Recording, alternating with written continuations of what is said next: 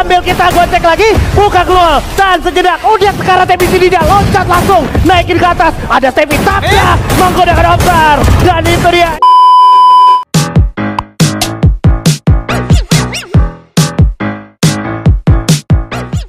Oke, kita akan melihat aksi apa yang akan dilakukan oleh 3 tim Malaysia dan juga 3 tim Indonesia tentunya di game kedua map Solara ini. Jadi buat kalian semuanya, berikan dukungan yang terbaik untuk tim Indonesia yang bertanding. Semoga mereka berhasil mendapatkan poin yang maksimal di game kedua kali ini. Skyla Ajusman, silakan. Terima kasih banyak Bung Surya Survivors. Ini dia Freeman World Series Asia 2025 Spring di minggu ke-6 hari pertama, minggu penentuan, dan pesawat sudah mengudara Bung Skyla. Yes, dari Eco Drain menuju Waterfall kali ini tentunya semua map masih bisa dijangkau, semua drop zone juga masih bisa dijangkau. Satu player, seorang Rasha coba untuk dikirim ke bagian pinggir terlebih dahulu, nggak langsung straight ke bagian dari studio. Sementara Vesaka masih akan berdampingan lagi dan lagi dengan tim Flash dan juga God of War. Wah, masih dapat info banyak banget di sini. Vesaka turun di Funfair, habis itu windmill-nya masih bakal diambil sama tim Flash. Berarti Delta Isle harus gerak menuju ke arah windmill cepet banget di situ. Ini posisinya tinggal gimana Onyx juga nih ya kan, karena Onyx harusnya ke Waterfall dan itu dekat banget sama Riders Club Bung Skyla. Ya, dan Vesaka di sini bisa gue bilang drop zone-nya bener-bener kayak dibagi. Loh, ada apa gerangan ini? Dia mau ke sini ambil posisi POV angle teratas dan di sini tuh ada lootingan. Ada lootingan bagus. Oke. Ada lootingan bagus di balik waterfall itu. Gua kemarin sama Bigan juga sempet nyobain tuh. Nyobain. Ada tuh. Jadi buat survivors itu bisa menjadi sedikit contekan ya. Coba. Tadi kayak nembus ke tembok soalnya. Iya, itu nembus air ya lebih tepatnya ya. Nembus air, oke. Tapi balik lagi tentang Vesaka ya. Drop zone Vesaka di sini itu merupakan tempat yang seperti base camp kalau di map Alpine. Betul. Semuanya bisa masuk ke dalam, semuanya bisa jadi third party. Kalau mereka nggak pinter-pinter jaga angle, mereka nih bisa jadi sangat bonyok. Tapi at the same time, kalau mereka dapat momentumnya, mereka bisa jadi third party dan bisa dapat poin. Betul sekali. Sambil kita lihat juga tembakan pertama first blood didapatkan oleh seorang Traps. Ternyata bertemu regionnya sendiri. Satu orang dari Jun. Itu Kodak berada di sekitaran Casa Vista, yang mana itu sebenarnya lumayan connect sama area Bayside, terus juga area Aquarium dan juga area bawah, yang dimana satu player Famos juga hadir di sana. Ini gua sih kalau ngelihat kecenderungan zona satunya udah agak narik ke atas, berarti Onyx lumayan diuntungin. Onyx gak perlu gerak banyak karena traffic bakal datang dari sekitaran bawah menuju ke arah tengah nih Bung Skyla. Jadi yang bakal lumayan kerja keras adalah Vesaka kalau Vesaka tadi masih di Funfair. Tapi Vesakanya gerak. Vesakanya gerak. Mereka tahu banget kalau mereka tetap di Funfair ini mereka bakal jadi bulan-bulanan. Satu hal yang paling bisa mereka andalkan adalah kalau mereka ngusir siapapun yang ada di bagian windmill. Iya, betul. Kalau mereka clear windmill, mereka tinggal pusingin Riders Club dan juga Delta Isle. Betul. Jadi windmill adalah. Nah, ini yang dimaksud juga sama Bung Surya nih. Kita kemarin sempat bahas-bahas pas di GR. Menara ini bakal dinobatkan menjadi menaranya Vesaka nih. Menara windmill ini. Tempat berantemnya. Iya, tuh menara yang atasnya itu tuh. Nah, itu bakal jadi menaranya Joel tuh. Dan kita lihat di sisi lain ternyata Onyx bakal berjumpa sama tim Hippie. Hans berhasil di pick off sama seorang Adam. What a good start untuk Onyx. Seenggaknya berhasil mendapatkan kesempatan memberikan tembakan peringatan menuju ke arah Heavy nih Bung Skyla. Ya, dan ini memang mereka harus lakukan, mereka harus kontes bagian dari Arsenalnya, apalagi Arsenal udah mulai terbuka kali ini. Heavy harusnya udah nggak berani, mereka bakal coba untuk reset terlebih dahulu. Dan kalau kita lihat Crime cukup berjauhan di sana. Arsenal masih belum bisa dibuka, mungkin bisa di-secure sekarang sama orang. Yes, that is itu gua ngelihat. Oh wow, pergerakan dari Kodak nih lumayan gue pertanyakan nih, satu orangnya nih tujuan nyari infonya tuh apa gitu, karena udah terlalu jauh dan gak ada kendaraan yang bisa dilakukan untuk seorang Faiz untuk digunakan gitu, karena bakal tersesat banget si Faiz. Nah tuh kita lihat ya, depan udah ada God of War, terus juga satu player dari Expand juga udah dapet infonya satu player. Oke, mungkin masih bisa selamat karena kebetulan digebuk. Wah, ketahuan jadinya kan. Itu loh, nggak bagus ini untuk Faiz sih. Faiz sudah aman barusan. God of War juga nggak sadar, udah mau gerak ke kiri, malah gebuk jamur. Itu dia punya pilihan tadi untuk naik mobil langsung ya, tanpa harus menggunakan jamur ya kan. Dan sekarang di sisi lain ternyata ada gebrakan datang menuju ke arah Onyx, agak berbahaya.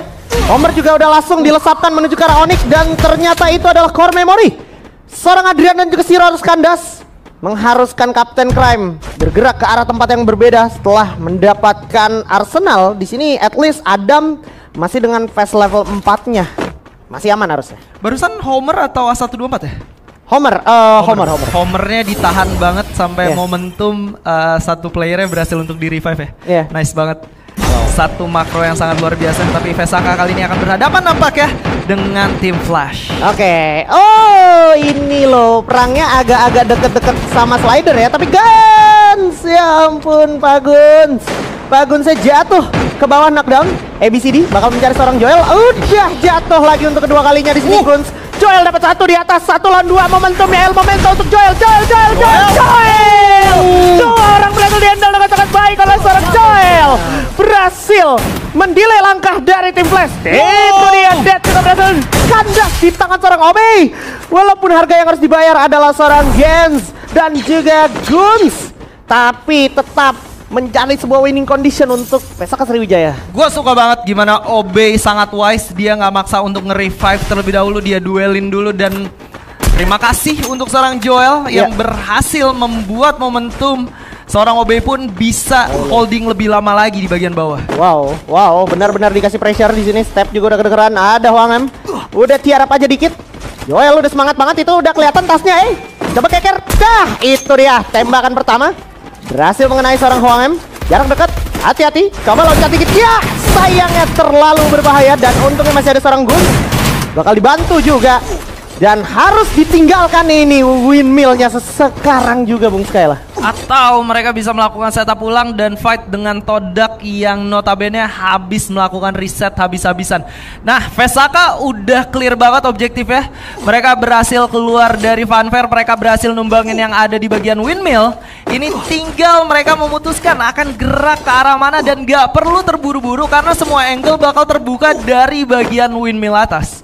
Sepakat banget. Kalau ngomongin angle, semua angle terbuka dari bagian windmill atas ini. Mereka bisa milih gitu. Iya, betul. Mereka bisa straight dengan slidernya ke arah Riders Club atau mungkin langsung ke Waterfall, di mana Waterfall juga harusnya di map kelihatan tuh ada hitlist.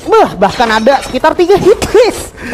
Iya kan? Jadi ini bisa menjadi sebuah sinyal yang bisa di-abuse sama anak-anak dari Vesaka Sriwijaya, Bung Skel. Ya, dari 12 tim yang hidup, 48 orang juga yang hidup gitu kan. Mereka tahu setidaknya nih 4 ada di mana gitu loh. Betul. Dan mereka nggak boleh menjadi tim yang pulang ke lobby lebih dulu. Kalau tadi kita lihat kayak di menit segini tuh udah mungkin sisa 8 tim. Sekarang sih masih 12 tim dan masih literally 48 orang. Semakin kegeser lagi ke Waterfall, semakin yakin gue kayak tadi kalaupun Onyx nggak gerak, nggak ngambil Arsenal, mungkin dia baik-baik aja tapi dia kurang maksimal secara resources Bung Skyla. Betul, memang agak kurang maksimal, dan keputusan mereka tadi menggunakan mini launchpad yang terlalu riskan membuat dua playernya harus melakukan reset ulang, padahal sebelumnya udah cukup ready tuh. Udah ready melakukan fight tuh. Benar, kayak pas tadi dia dapetin 1 knock pertama, dia balik lagi ke Waterfall, that's it. Selesai gitu ya kan. Dia dapat resource yang bisa dia keep untuk momen-momen selanjutnya gitu. Tapi sekarang Onyx menurut gue masih bersama Dewi Fortuna karena dia masih aman banget. Ini harusnya nih kalau nanti jumpanya sama tim-tim yang udah lolos di grand final, ini nih di sini nih udah ada orang nih. Udah ada orang nih ya kan. Bisa jadi Buriram. Bisa Buriram, bisa Falcon. Betul. Wah, gila sih. Antara dua itu ya. Iya. Dan wow, aksi selanjutnya akan datang. Wow, Trail of Battle datang menuju ke arah Vamos, membuat Vamos harus kehilangan kesempatan selamat karena dua playernya kandas di tangan anak-anak dari PI Sports. Mundur ke belakang, bergerak mendekat ke arah Funfair, mungkin masih bisa menjadi titik balik dari Vamos, tapi tetap Zona memaksa mereka untuk bergerak secepatnya sebelum mereka nggak kebagian compound.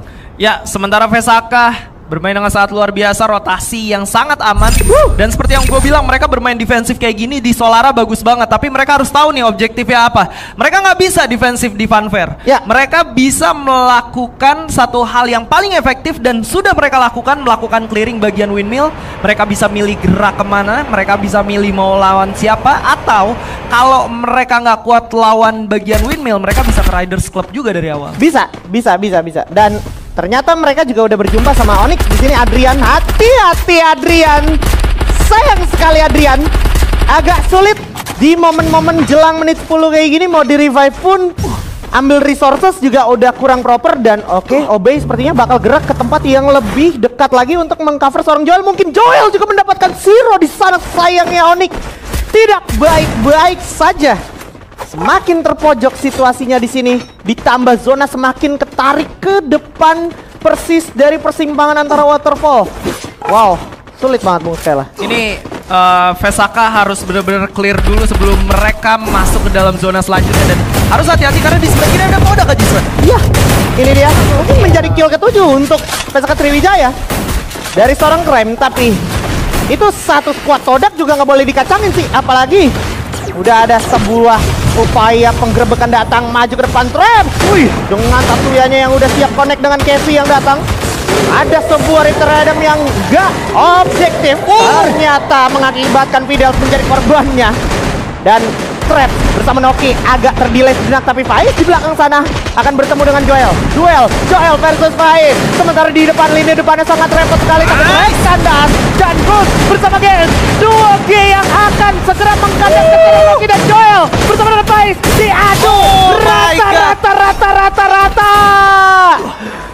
Wow, 1 lawan 1 dan 3 lawan 3 Bung Stella.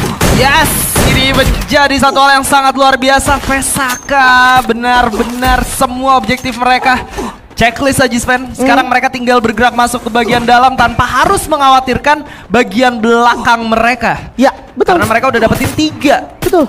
Gila, literally 3 ya.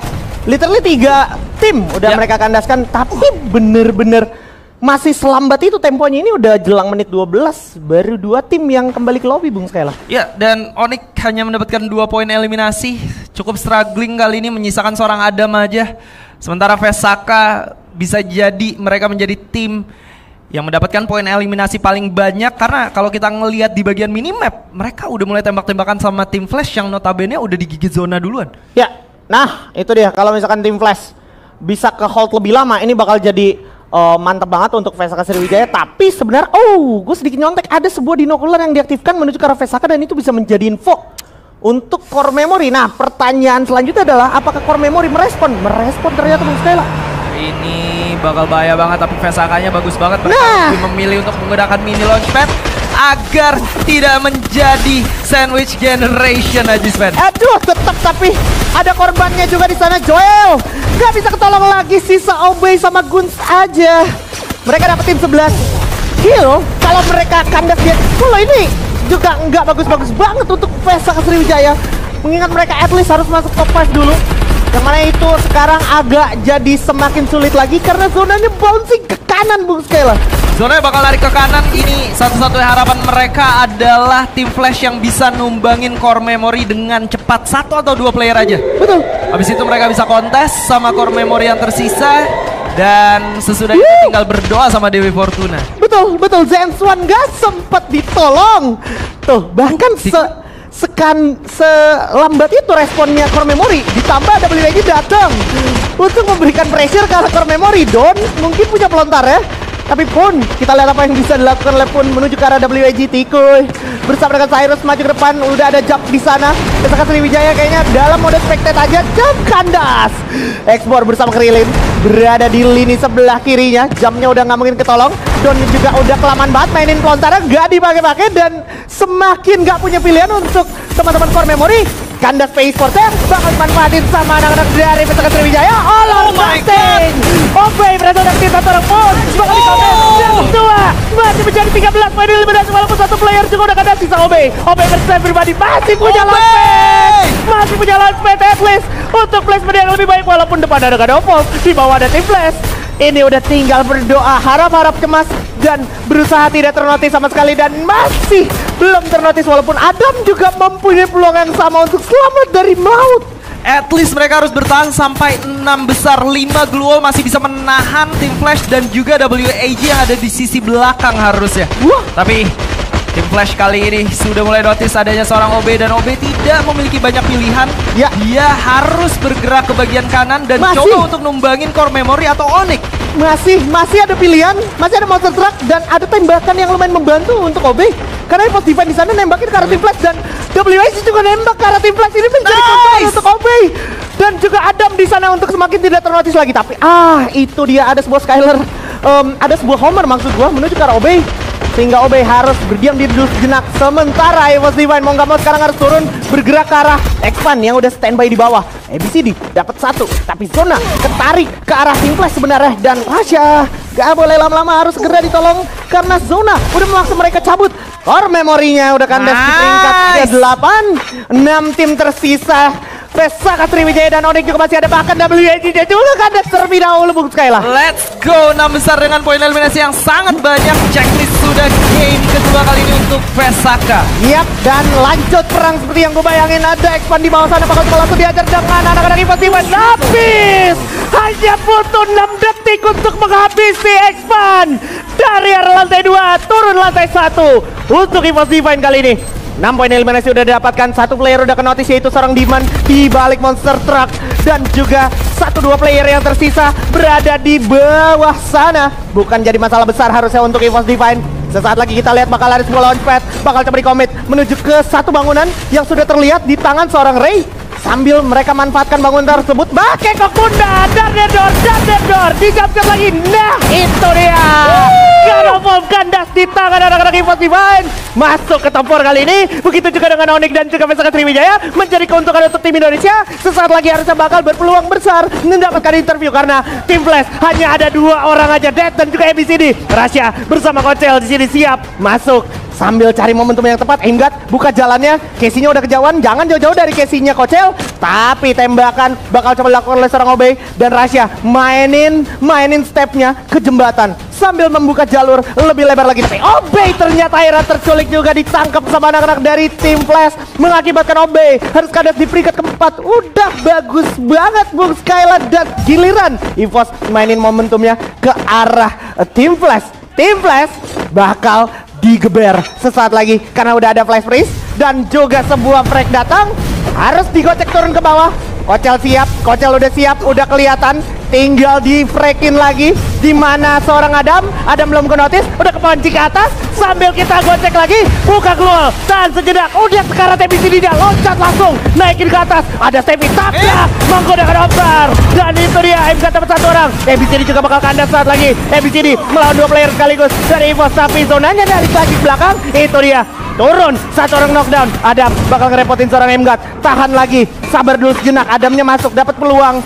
Dia tarik mundur ke belakang mengingat zona juga masih bakal tertarik ke arah belakang dan tim Flash akhirnya ditinggalkan, tapi Adam bakal jadi di target selanjutnya untuk Evos Divine. Adam Bakekok, Adam melawan Aimgat. Itu dia, Aimgat dapat 1, sisa ABCD kelihatan kepalanya. Riptide Random menuju ABCD, Riptide Random lagi loncat, jump masih ada Kocel bakal nge-finish seorang ABCD. Itu dia, Evos Divine berhasil mendapatkan Boya. Congratulations Evos Divine mendapatkan Boya mereka di Solara.